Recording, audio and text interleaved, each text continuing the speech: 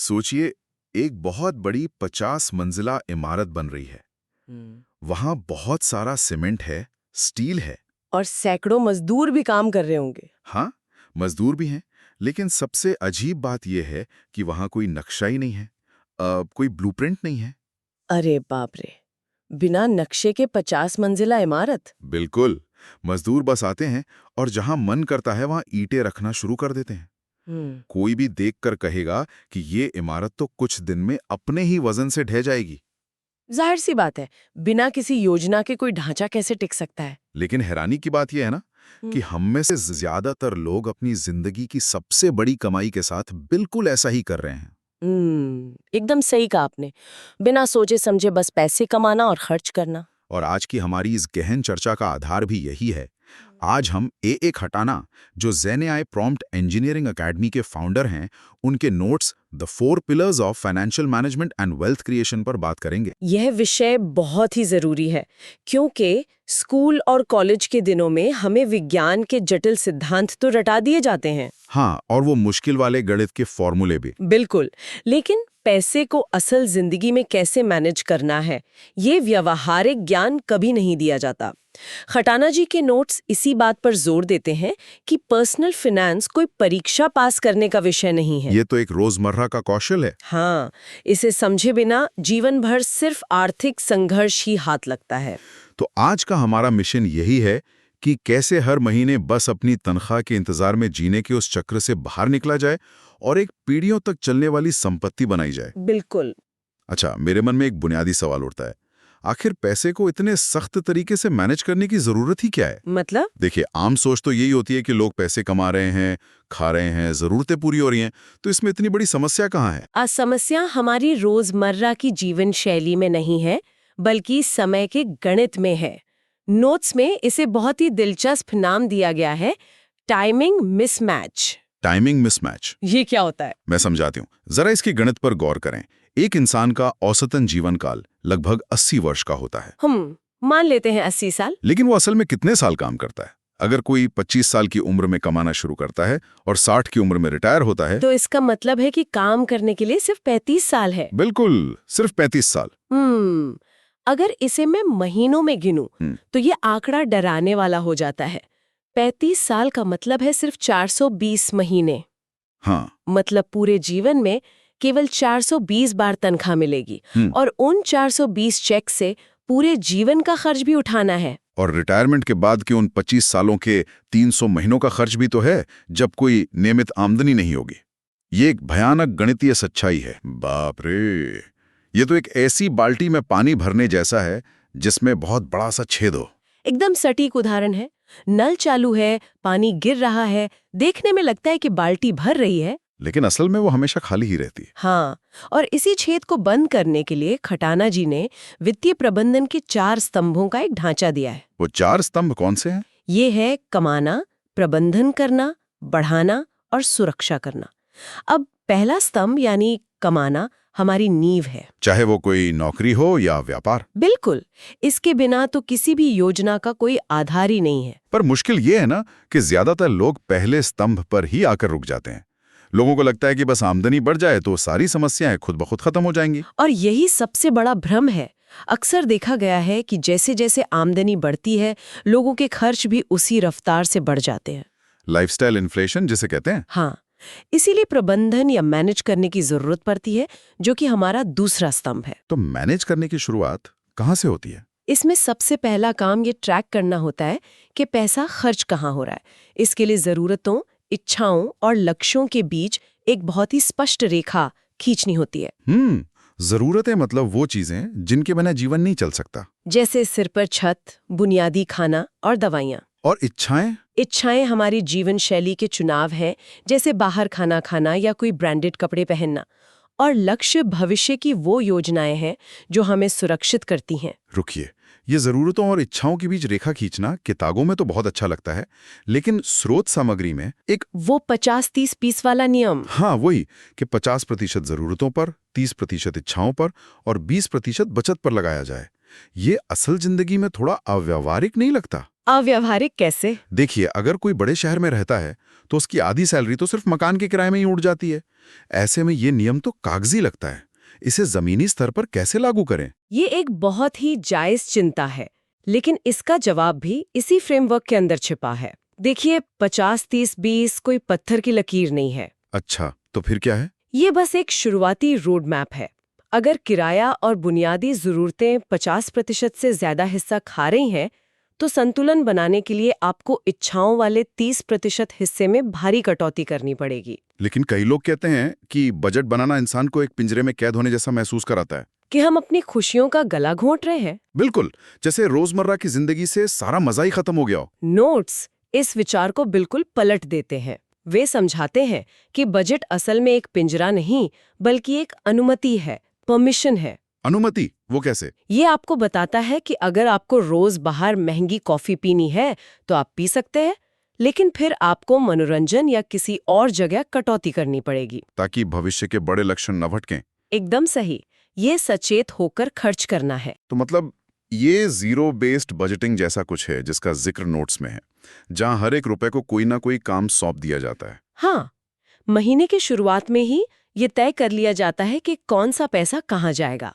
महीने के अंत में आय और व्यय का अंतर बिल्कुल शून्य होना चाहिए। कोई भी पैसा बिना किसी उद्देश्य के यूं ही नहीं पड़ा रहना चाहिए। बिल्कुल नहीं। और एक और पुराना लेकिन बेहद कारगर तरीका है लिफाफा प्रणाली। एनवेलप सिस्टम, इसमें क्या होता है? इसमें अलग-अलग खर्चों के लिए भौतिक या डिजिटल लिफाफे बना लिए जाते हैं और नियम बहुत कड़ा है। जैसे मान लीजिए मैंने मनोरंजन के लिए एक लिफाफा बनाया। हाँ, और जैसे ही उस लिफाफे का पैसा खत्म हुआ, उस महीने के लिए बाहर घूमना या फिल्में देखना पूरी तरह बंद।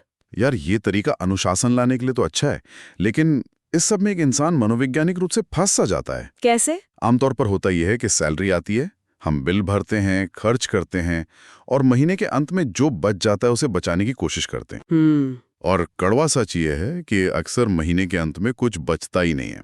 और इसीलिए स्रोत सामग्री में एक बहुत ही शक्तिशाली सिद्धांत दिया गया है, पे योरसेल्फ फर्स्ट, यानी सबसे पहले खुद को भुगतान करना। मतलब खर्चा करने से पहले बचत। हाँ, बचे हुए पैसे को बचाने की कोशिश करना ही वित्तीय विफलता का सबसे बड़ा कारण है। ये मानसिकता पूरी तरह बदलनी होगी। तो इसका सही तरीका क्या है? नियम ये होना चाहिए कि जैसे ही खाते में तनख्वाह आए, सबसे पहले बिना किसी मानवीय दखल के एक हिस्सा ऑटोमेटिक तरीके से निवेश खाते में ट्रांसफर हो जाना चाहिए। और फिर जो पैसा बचे उससे अपना पूरा महीना चलाया जाए। बिल्कुल। चलिए मान लेते हैं कि खर्चों पर लगाम लग गई और ऑटोमेटिक बचत भी शुरू हो गई, लेकिन अगर पैसा बस बैंक अकाउंट में यूं ही पड़ा है तो महंगाई उसे दीमक की तरह खा जाएगी ना। सही कह रहे हैं। फिर तो हम सिर्फ नुकसान को धीमा कर रहे हैं, कोई आर्थिक लड़ाई जीत तो नहीं रहे। और यहीं पर हमारा तीसरा स्तंभ काम आता है, बढ़ाना या ग्रो करना। केवल पैसा बचाने से कोई रातों रात अमीर नहीं बनता। उसे ऐसी जगह लगाना जरूरी है जहां वो महंगाई दर से ज्यादा तेजी से बढ़े। तो इसे ऐसे समझ सकते हैं कि सिर्फ सैलरी पाना पेड़ से एक एक सेब तोड़ने जैसा है। इसमें मेहनत है, पसीना है। हाँ, ये हमारी एक्टिव इनकम हुई। लेकिन निवेश करना और किसी एसेट की ओनरशिप लेना पूरा सेब का बागान खरीदने जैसा है। एक बार बीज बोया, उसे सींचा और अब पेड़ खुद ब खुद फल दे रहे हैं। क्या बात है! ये सेब के बागान वाला उदाहरण एक्टिव इनकम और पैसिव इनकम के बीच के अंतर को बहुत गहराई से समझाता है। एक्टिव इनकम में तो शरीर की मौजूदगी जरूरी है ना? बिल्कुल। चाहे कोई डॉक्टर हो, कर्मचारी हो या अपनी दुकान चलाने वाला व्यापारी, जब तक काम चल रहा है पैसा आ रहा है, काम बंद तो पैसा बंद। लेकिन वित्तीय स्वतंत्रता का असली रास्ता तो पैसिव इनकम है। हाँ, यानी वो पैसा जो तब भी बन रहा हो जब आप चैन की नींद सो रहे हो। और यहीं पर कंपाउंडिंग का जादू काम करता है, जिसे अक्सर दुनिया का 8वां अजूबा भी कहा जाता है। बिल्कुल। कंपाउंडिंग तब होती है जब मूल पैसा कुछ कमाता है और फिर वो कमाया हुआ पैसा और भी ज्यादा पैसा कमाता है। नोट्स में इसका एक बहुत ही शानदार गणितीय उदाहरण है। वो पेनी वाला उदाहरण? जी। मान लीजिए कि किसी व्यक्ति के पास एक पेनी है जो लगातार 30 दिनों तक हर दिन दुगनी होती है। हाँ। तो 30वें दिन वो कितनी हो जाएगी? देखिए, इंसान का दिमाग तो सीधी रेखा में सोचता है। अगर रोज दुगनी हो रही है तो शायद कुछ हजार या लाख तक पहुंच जाए। नहीं, वो $5 मिलियन से अधिक बन जाती है, यानी करीब 40 करोड़ रुपए। बाप रे, 40 करोड़! यही कंपाउंडिंग की असली ताकत है, जो समय के साथ घातांकीय रूप से यानी एक्सपोनेंशियल रूप से बढ़ती है। ये तो सच में दिमाग चकरा देने वाला है। लेकिन इस ताकत का पूरा फायदा उठाने के लिए केवल वेतन पर निर्भर रहना काफी नहीं है। हमें ओनरशिप की ओर बढ़ना होगा। ओनरशिप, आपका मतलब है स्वामित्व? हाँ, नोट्स इस बात पर बहुत जोर देते हैं कि साधारण आय, जिसे अमेरिका में W-2 कहते हैं, यानी एक नियमित वेतन वाली नौकरी जहां टैक्स पहले ही कट जाता है, हाँ, सैलरी, उस पर सबसे अधिक टैक्स लगता है। दुनिया का कोई भी टैक्स सिस्टम वेतनभोगी कर्मचारियों के पक्ष में नहीं बना है। मतलब सिर्फ नौकरी करके तो बड़ी संपत्ति नहीं बनाई जा सकती? बिल्कुल नहीं। अगर सच में पीढ़ियों तक चलने वाली संपत्ति बनानी है, तो ऐसे एसेट्स का मालिक बनने पर ध्यान देना होगा जिनकी कीमत समय के साथ बढ़ती है। जैसे बिजनेस में इक्विटी या शेयर बाजार में हिस्सा, या फिर कोई इंटेलेक्चुअल प्रॉपर्टी।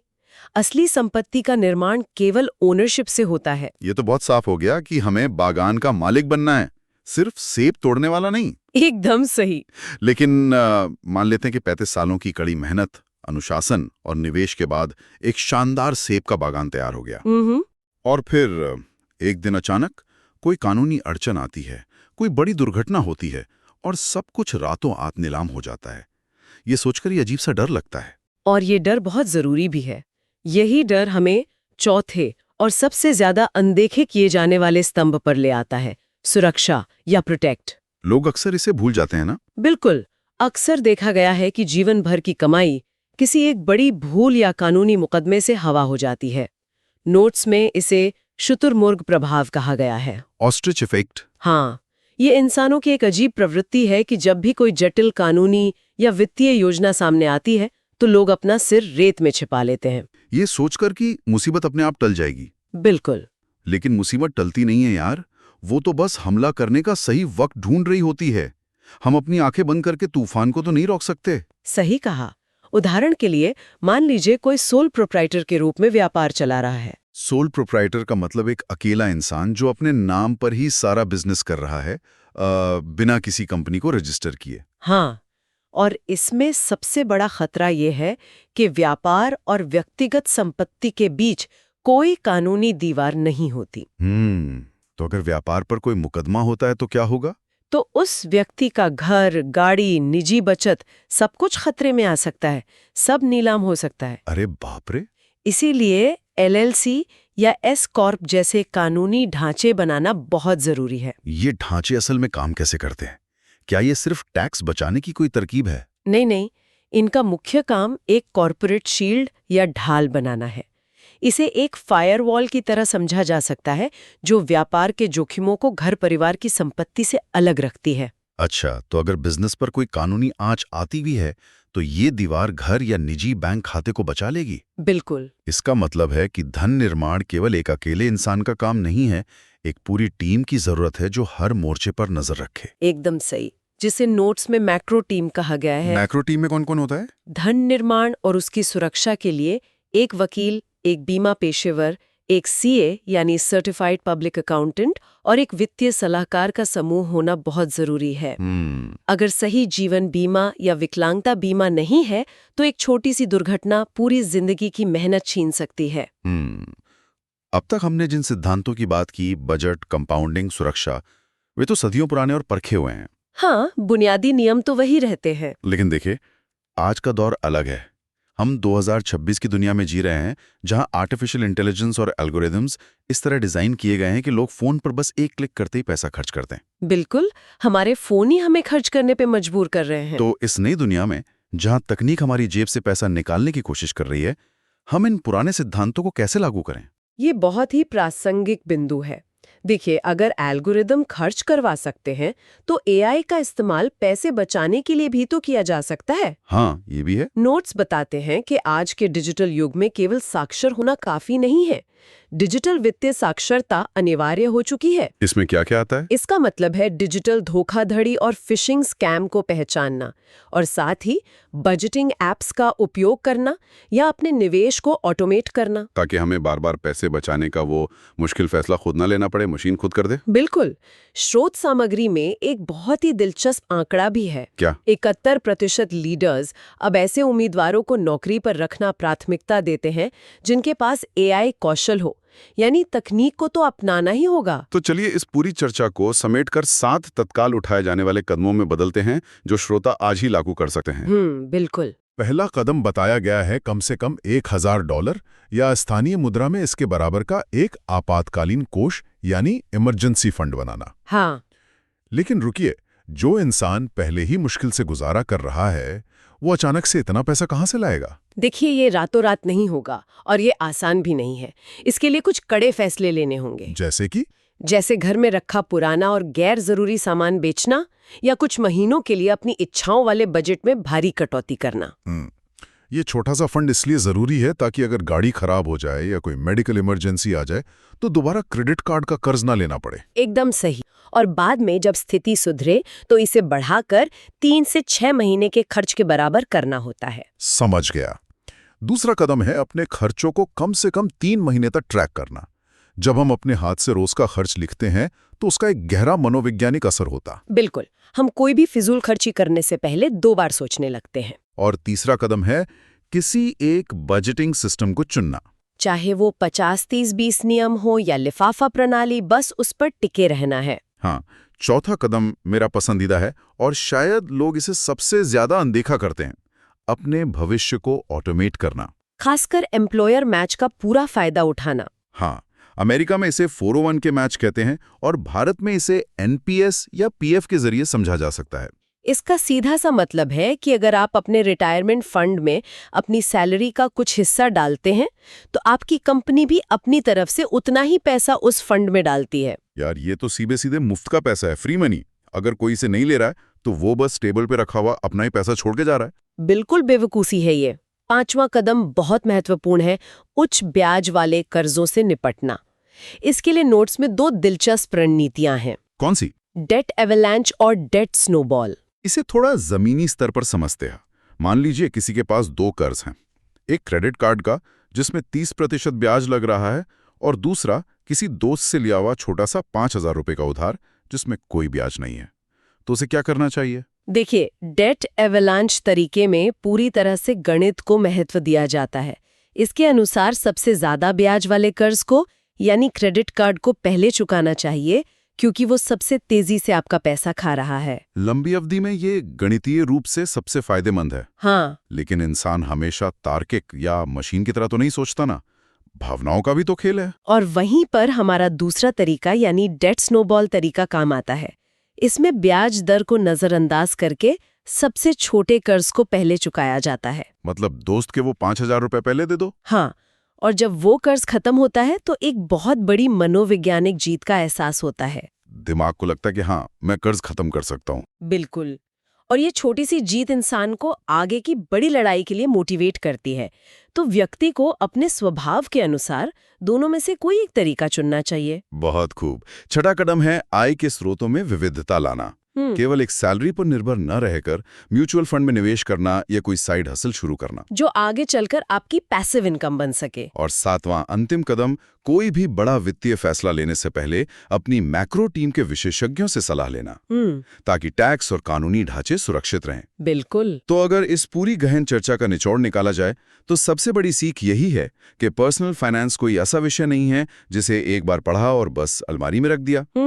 ये एक ऐसा कौशल है जिसे रोजमर्रा की जिंदगी में हर एक पेचेक के साथ जीना पड़ता है। बिना योजना के पैसे कमाना सच में उस इमारत की तरह है जिसकी नींव ही गायब है। और जैसा कि खटाना जी के नोट्स में बार बार जोर दिया गया है, सीखना केवल जानकारी को रटना या शब्दों को दोहराना नहीं है। असली शिक्षा विचारों को गहराई से समझना और उन्हें अपनी जिंदगी की जमीनी सच्चाई के हिसाब से लागू करने में है। बिल्कुल सही कहा आपने। जाते जाते एक आखिरी विचार मेरे दिमाग में आ रहा है जो शायद इस चर्चा को एक अलग ही दिशा में ले जाता है। वो क्या? आज हमने देखा कि कैसे तकनीक और एप्स हमारी बचत को ऑटोमेट कर रहे हैं और बजटिंग को आसान बना रहे हैं। हाँ, तकनीक ने काफी कुछ आसान कर दिया है। लेकिन अगर एआई की क्षमताएं इसी रफ्तार से बढ़ती रहीं तो क्या भविष्य में ऐसा समय आएगा जब एआई ही हमारी पूरी मैक्रो टीम की जगह ले लेगा? मतलब एआई ही हमारा वकील और सीए बन जाएगा? हाँ। क्या हम इंसान एक मशीन को अपने वित्तीय भविष्य के हर बड़े फैसले लेने का, अपनी जीवन भर की गाड़ी कमाई का पूरा नियंत्रण सौंपने के लिए मानसिक रूप से तैयार होंगे? ये एक ऐसा सवाल है जो आने वाले समय में पर्सनल फाइनेंस की पूरी परिभाषा ही बदल सकता है। तकनीक सुविधा तो दे रही है, लेकिन क्या वो मानवीय फैसले और उस भरोसे की जगह ले पाएगी, ये देखना सच में दिलचस्प होगा। और इसी गहरे विचार के साथ हम आज की इस गहन चर्चा को यहीं विराम देते हैं। स्रोतों की गहराई में उतरने और सीखने की इस यात्रा का हिस्सा बनने के लिए बहुत बहुत धन्यवाद। अगली बार फिर मिलेंगे एक नए विषय और नई जानकारियों के साथ।